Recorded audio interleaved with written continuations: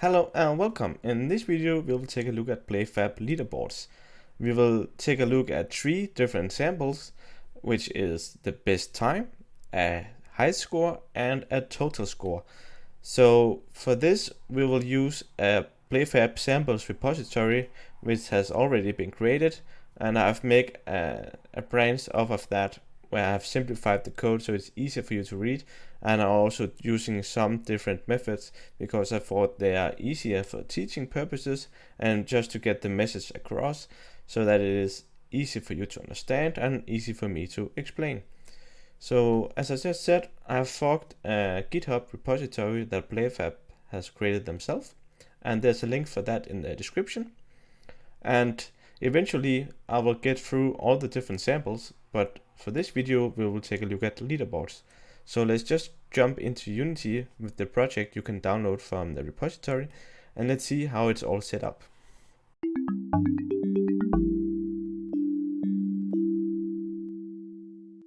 Welcome inside Unity, and this is the project which you can download from GitHub. And just to show how that works, I have linked in the description a link to this GitHub samples project, which I've forked from PlayFab themselves.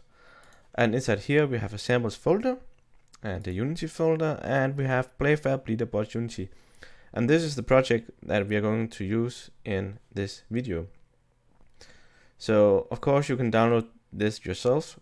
You can go back into the root here, and then you can either use GitHub or any version control and just clone it to your own computer, or you can just download the zip file and then extract it and open Unity in this project here.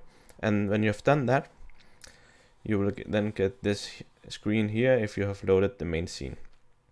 So first things first, let's go into PlayFab and let's go into leaderboards, because I have 3 leaderboards here, and these are the ones that you should create yourself as well.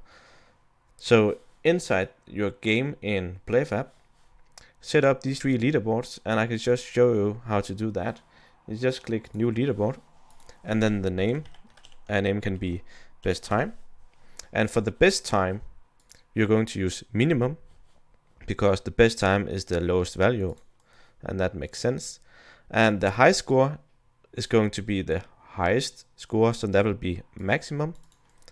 And then for total score we will use what is called the sum, where we add each value each time you add something to that leaderboard. The next step is, because we are not using any server scripts, because I want this to be as easy as possible, we have to let the user on the client side submit scores to the leaderboard. So all we have to do is go into settings and API features, and then enable this allow client to post player statistics. With that done, I think it's time we go back into Unity. And then the only thing you have to do to get it working for you, other than those things inside PlayFab in the browser, is to go to this PlayFab extension and then go into settings, and then make sure that you are logging into your own account and then choosing the game from which you have set up the leaderboards. And then what we can do is hit play, and you can see I already have set up some scores here. So we have the player here, which is this computer, and it has a best time of 50 seconds. And if you use these arrows up here, we can switch between the 3 leaderboards. So we have 15 points and total points is 35. So if I try to add like 10 points to a new score and then hit refresh, we can see we have 10 added to total points, but our points high score is still 15. So if you try to post 20 here for a high score, when I click refresh here, 20, like that. So this is how it works, and this is pretty much also how the example works from the PlayFab sample themselves, except they are doing it with Cloud Script and we are just posting the update directly from the client. So let's just get through this scene here to see how it's all set up. So we have the sample manager object here, and it has a serialized field input score object, which is on the canvas, which has the leaderboard panel. And the input score is this one here. So that's the one that is attached to this object. And if you go into this here scene, you can see what it is. It's basically this value here. So the sample manager uses the input from this value. And then we have these buttons here, which are set up inside the inspector. So when you click on post a new score, then the sample manager's post new score method will be ran. So that's basically how it works for all these buttons. Then you have the score list, which is the score you saw before with the one player here and a value. And that's the list, and that has some serialized fields as well. It has a prefab for an entry, and an entry is a ranked player and a value. Then it has references to the title and the header up here. So that is the value here, because the value changes between seconds and points and total points, and we also have the title as well. So that's basically how this is set up. It's pretty simple, and it's maybe not always the best practice the way this is done, where we are setting references inside the inspector, and then other places we do it inside code, so it can be a little difficult to find out where things happens and why. But it's a pretty simple example, so it's not that much of a problem.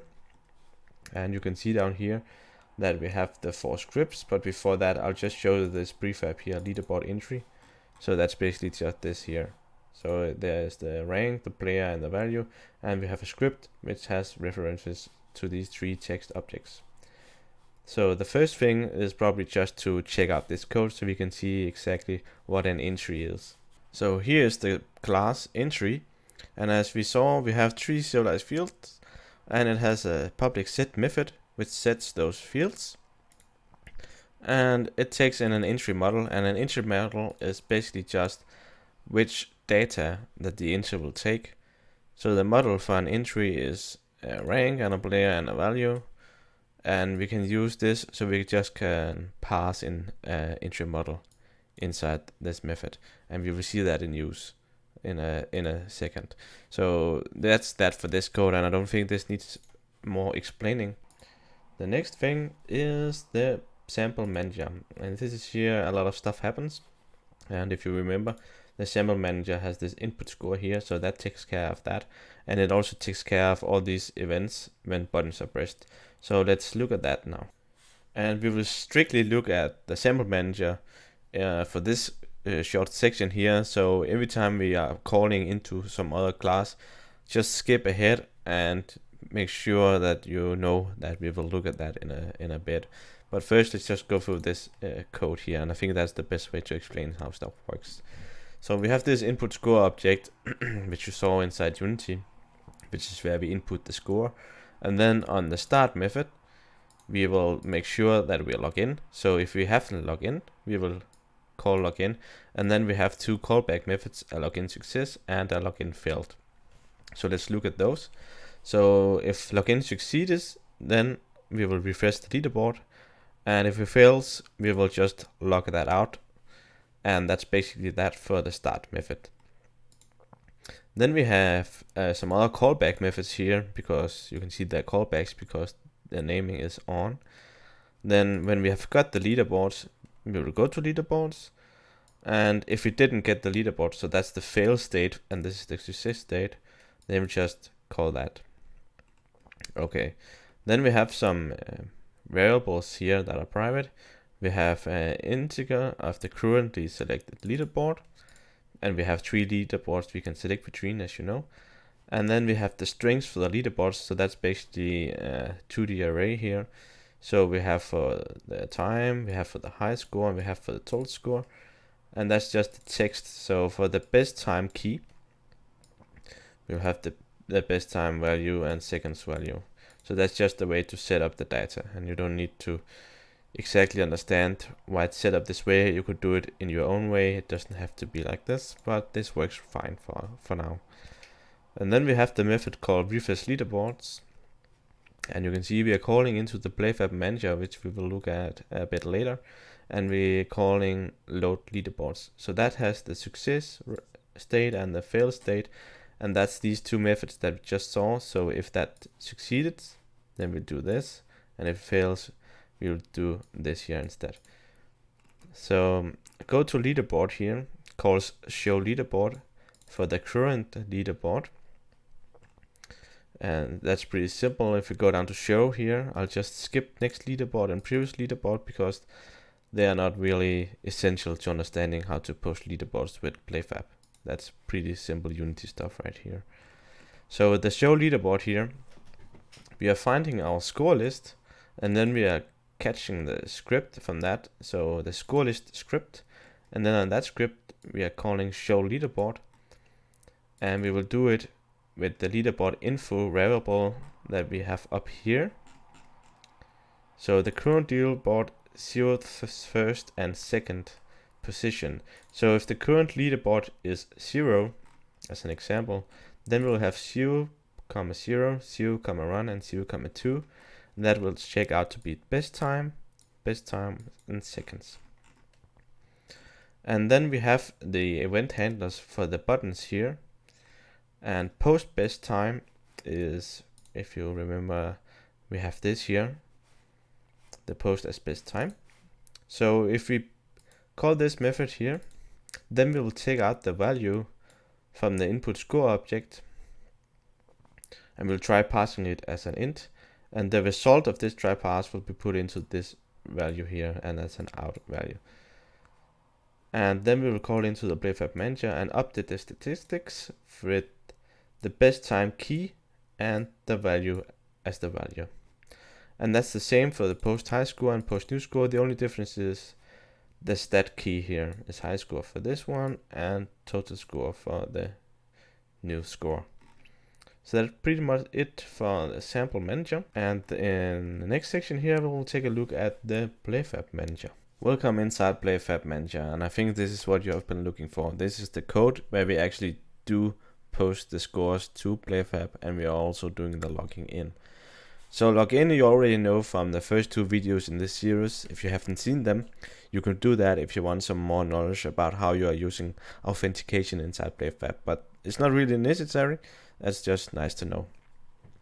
So for logging in here, we are just using a very simple login with custom ID, where we take the device unique identifier. So basically, if you log in with the same device, then you will receive the same login. And on the callback, we will set is logged in to true. So that's basically the bool that we are checking in the sample manager on start. And here we have the update statistic method. So what you are going to do is that you are using the PlayFab client API, and then using the method called update player statistics, and then we will create a new update player statistics request, and that takes in a statistic object, which is a list of statistic updates, and we only have one update for each statistic, and that is the stat and the value. So we will create a new statistic update where the statistic name is the stat and value is the value. So the stats are possibilities we have are best underscore time, high underscore score, and total underscore score, and that's because that's the name of our leaderboards. So basically the stat is the name here. And then on the response, we'll just say that the update has completed. And here we have the list of our configured leaderboards. And we are just keeping check on leaderboard success count and leaderboard's error count. And we do this because when we are updating the leaderboards, we'll just make sure that we have no errors and that we have 3 successful leaderboard loaded.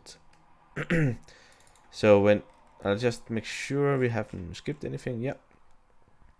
So on leaderboard results, so this is a callback that we will receive a little bit later down here, but I'll just show you this, that when we have loaded a leaderboard, if it's successful, we will add a number to the success, and if it's not successful, we will add a number to the error count. Sorry. And the way we know if we are done is that the leaderboard list length, which is 3, is equal to the amount of successes and the amount of errors. And if there are no errors and we are done, then we have succeeded, otherwise something has failed. So this is the method where we are loading the leaderboard data. So we'll start up by resetting these 2 variables, and we will create a new dictionary with a string, and the list of leaderboard entries. So for each board in our leaderboard list, and our leaderboard list is here, so this board is going to be a string. What we're going to do is going to our player API and then get the leaderboard with the statistic name of board. So here we are going to do that 3 times because we have 3 different statistics, and this board variable will be these 3 consecutives in best time, high score, total score. And the max results is just going to be something we set ourselves, and here it's set to 7 because that's basically what's available space here is about 7 ranks. So we create that request, and then on the callback, if it has been successful, then we will just get the board name here, which by now you know what our board names are.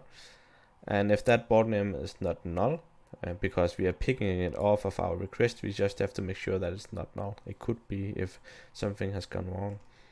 Then we'll go into the leaderboard data, pick out the data from that board name, and set it from the result.leaderboard. So basically this result here has a leaderboard. So if the board was best time, then the result will be the best time leaderboard, and we will set that inside our leaderboard data. So we are basically caching the data, so we don't have to call this load leaderboards every time, but only when we click on refresh. And then we'll do this callback, which I explained before, this one here. So that's keeping track on if we have completed all the boards. And here we have the cache for the leaderboard data, which we are setting here. And this is how we access the leaderboard. And if you remember, the get leaderboard is inside our score list. Actually, you don't remember because we haven't gone through the score list yet, but we will do that next. So let's go into the score list. Let's just do it like this. So this is the list of scores, and it has a show leaderboard method. So what it does is that if there are any leaderboards after we have gotten it from the PlayFab manager, then for each leaderboard in the leaderboards, we will instantiate the entry and then set the entry model for the leaderboard position, the leaderboard name, and that's the name of the user, and the stat value. So if the stat is best time, then it's the value of the best time. And if we don't have any leaderboards, we will just instantiate an entry prefab where we set the rank as leaderboard is empty, and nothing for the player and nothing for the value other. And then we are just setting the labels. So that's pretty much it. I think the best thing for you to do now is, if you haven't already, is to download the sample and then just go through the code again. And then when you are running the code, just set out some debug messages around the place just to see what is going on and what is the flow. And I'm sure you'll figure it out pretty quickly. It's not so complicated as it might seem. And basically that's what I wanted to show you in this video. And I will be creating some simpler examples as well for the other things that you can do in PlayFab. So inside the PlayFab samples here, you can see there are these other examples already. I have already made some sign-in videos, so I won't read you this one, but the others I'll get to eventually, and I'll try to simplify it and do my best to explain to you how it works. So bookmark this samples page and take it as a reference for when you're doing something with PlayFab. And I think that will be awesome for you and for me as well. And I really hope you enjoyed this video and that you got from it what you wanted. And I can't wait to see you in the next one. So I really hope you want to subscribe and support me as much as you can, and I'll do my best to help you achieve your goals with Unity. So I'll see you next time. Goodbye.